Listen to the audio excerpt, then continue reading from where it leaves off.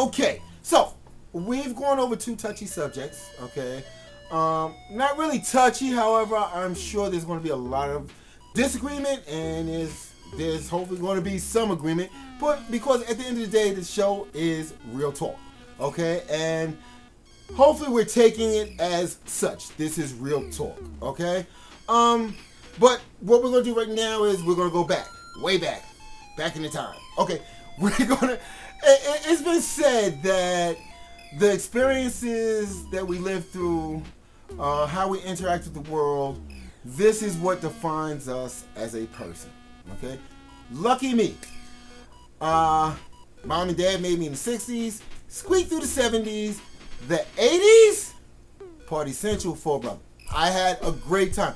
Whenever I think back to the '80s, I think good memories. Granted, cops still assholes. Okay, New York City still has a lot of crime. And again, I'm focusing on the New York City side because that's where I spent the '80s, New York City, except when I went into the military. But anywho, the '80s was what I like to call the party decade. Okay, from like 81, 82, 83, hip-hop scene grew beyond anybody's wildest imaginations. It became a force to be reckoned with as far as the music industry is concerned. Hence all these little scan code things and everything else, because they just didn't believe we were selling the amount of records that we were selling. You know, and it basically came to a point where we're like, listen, we're actually selling these records, we're not being recognized. Okay, besides the fact that hip-hop, as far as was still an art form, hip-hop encompassed, it was more of a culture. Okay, hip-hop was not just the music, it was a culture in the 80s. It was the whole graffiti thing, it was the breakdancing thing, you know, it was how you carried yourself, how you interacted within your community and your peers, and for the most part, it was a good thing. It wasn't so much how hip-hop today is based on, as Magruder said it, the whole jail mentality. It was actually a fun, less party. I mean, think about what came out of the 80s. We had Dana Dane. We had Slick Rick. You know, we had Dougie Fresh. You know, these are people, when you think about, you're thinking about fun. You're thinking about partying. You're thinking about having a good time. And as far as the whole experience thing, I was one of the lucky ones. I mean, I hung out in Greenwich Village. I hung out in Alphabet City. I was at the Roxy or the Funhouse any given weekend. I mean, it was about fun. I mean, even the whole culture even embraced, I mean, Tears for Fears. Who remembers Shout? 80s song, okay, but it crossed over. You know, you remember Wham. You know, crossover crew, you know. I mean, the music was more universal, okay? However, near the end of the 80s, and this saddens me, is where we see the machine coming in to stop what I like to view as progress. What I call the hunting down and the destruction of Public Enemy for no other reason than the fact that they were actually bringing a positive message. The fact that, and it's funny that I mentioned this now after this talking about Tyler, the fact that Spike Lee was being harassed for what he was putting out there. I mean, the beginning of the 80s brought a lot to the table that we as people of color should really be proud of. I mean, like I put in my book, there was a big push for education, which is another thing, and again, we're doing a full circle thing here, is another thing that President Obama and his wife are trying to make relevant to communities of color. But yet and still they're being attacked, saying that they're being communist because they're saying that education is important. You think people would be happy about that. But like I said, you know, if you can keep a person of color from completing or going through school or learning a trade or something else, that's one job that's basically set aside for white America. And I'm being honest here. Again, it's real talk. It's not racist talk. It's real talk. You know, the 80s was kind of different. As far as the whole workforce thing is concerned, I mean, it wasn't uncommon to quit one job and before the next pay period was due, be sitting in another job. I mean, it all depended on your drive and I guess the word would be gumption to go out there and get shit done. Okay, the 80s was a time of artistic freedom. Okay, it's just strange again, and I have to bring this back to a point. You know, I just saw a documentary on this, for all intents and purposes, graffiti artist, white guy. But they hailed this guy. I mean, I remember when I used to see his little stick people down on St. Mark's Place on the streets, or I'd get up early in the morning and go get a cup of coffee or something, and he'd have it on the stop signs or the manhole covers. You'd see it on the L train and stuff like this. But this guy, for all intents and purposes, was a graffiti writer. However, he didn't go through what maybe Sonic or Sonic 2 or Phase 1 went through, where there, or even KRS-One for that fact, were going through, as far as having to constantly escape the police and the chance of police brutality. Like I said, cops were still dicks in the 80s. Okay, but yet and still, you know, as much as I say that the 80s was a time of wanting to get to know people, enjoy the fact that you're alive, and the fact that, you know, Fridays and Saturdays was reserved for parties and stuff like that, there was still the uneven balance of justice. It hasn't changed that much that if a cop basically stopped you, it was assumed that you're guilty because the cop stopped you. Whether he had a reason or not. Okay? Whether he was right or wrong. The usual phrase that you would hear is, well, let the judge sort it out. But already the judge already thinks that you did something wrong because the cop stopped you. So it's a vicious catch-22, and you have people that are going to jail for nothing. However, and this is however, I have been, when I was in the 80s, outside arcades, and arcades were fun in the freaking 80s. They were fun, okay? Do run, you know that. Okay, but, you know, you see a confrontation or something, and it would be strange, especially that arcade on the corner of 42nd Street. Y'all know what I'm talking about. Confrontations would break out from time to time. However, you know, I noticed that one time there was two white guys fighting, you know, and the cops actually took time to mediate and break up the fight. Which, in a way, is a good thing to do. I mean, at the end of the day, you don't want to go through the rigmarole. Arguing tempers get heated. People argue, people fight. And, you know, as long as nobody's being seriously hurt, the best way is to resolve the issue and stop the violence. 80s song. Okay. Anywho, given that same place, that same arcade, you know, I actually saw the same thing happen. But this time it was two black teenagers. The whole, I guess you would say, way of confronting the issue was completely different. You know, at first I thought it was two black guys fighting, but it ended up two black guys getting beat the crap out of by two white cops.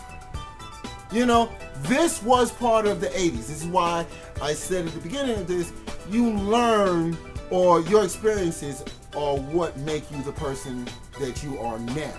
Okay, and this is why, like I said in the clip before, I really try to avoid dealing with police or the legal system, because it is already assumed that by my skin color, I have done something wrong.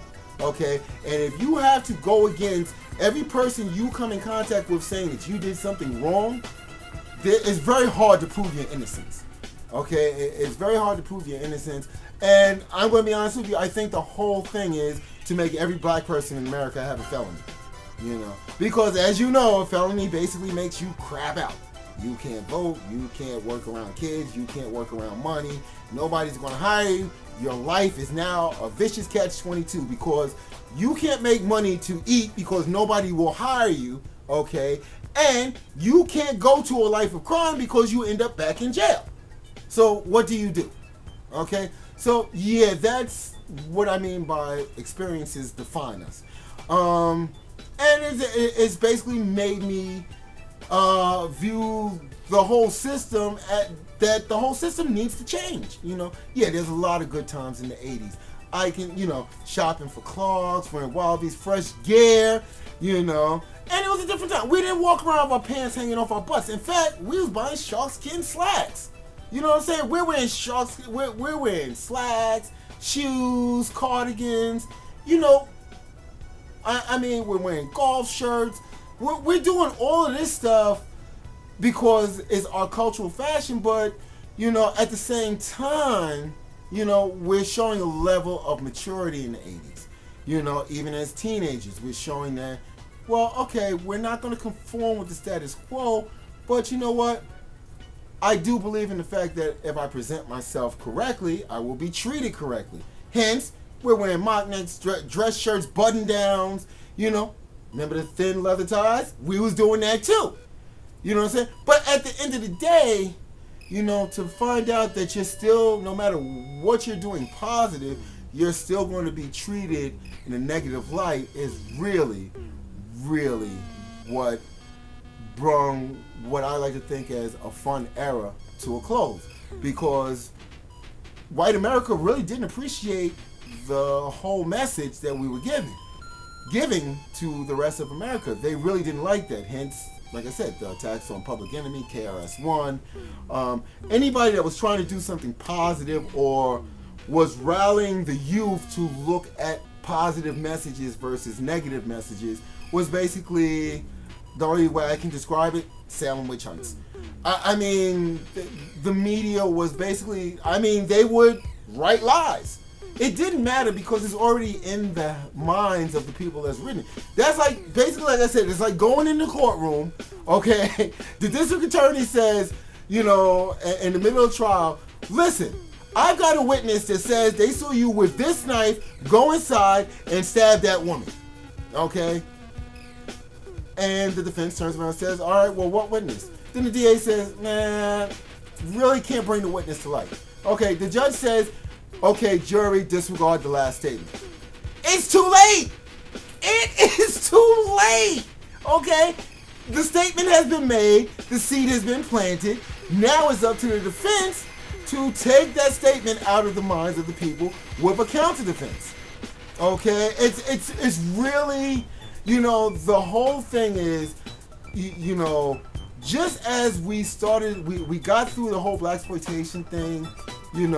We settled down after Vietnam, after we found out we came home, and the country that we just gave up life, limb, and everything else for still didn't respect us, okay, and hated us even more, okay. And once we got the heroin out the communities, it just seems to magically appear. Near the close of the 80s, regrettably, we had the crack problem. Again, and I say this a lot in my books, it's like, just as we start to get our A game in place, here it comes. Mass amounts of strong, hardcore, destroy whole communities at a time, drugs. Go figure. Right now, we're reaching that same stage, The drugs magically appear in our communities. Our black sons and brothers and cousins and nephews and uncles are being thrown away systematically into a jail system for basically doing what they've been programmed to do. And what I mean by programmed to do is like, dude, these drugs don't just appear overnight. There has to be some help to get these things into the country. There has to be some help to distribute these things. I don't care what you say, there's nothing that underground. Okay, there's not that much of an underground pipeline. Okay? There has to be some assistance. There has to be some help. Okay? And I'm not saying it's mob help. Because remember in the 80s, part of their war was concerned because they didn't want to get into the drug trade. So who the hell was dropping this shit off into our communities? Real talk. Listen. We've just gone over a lot of things, and I'm not going to go on and on. Hopefully, the next episode of Real Talk can be happy-go-lucky. I doubt it because the world is not getting any better. But, you know what I'm saying? What we're going to do is we're going to continue on with Real Talk the Show, because that's what it's all about, okay? You agree with me, you disagree with me, whatever, you can write me, okay? I'm just going to say this, not racist, not prejudiced. In fact, I've got a few white friends. So, with that being said, stay tuned. We got more in store for you. Real Talk the Show. Peace.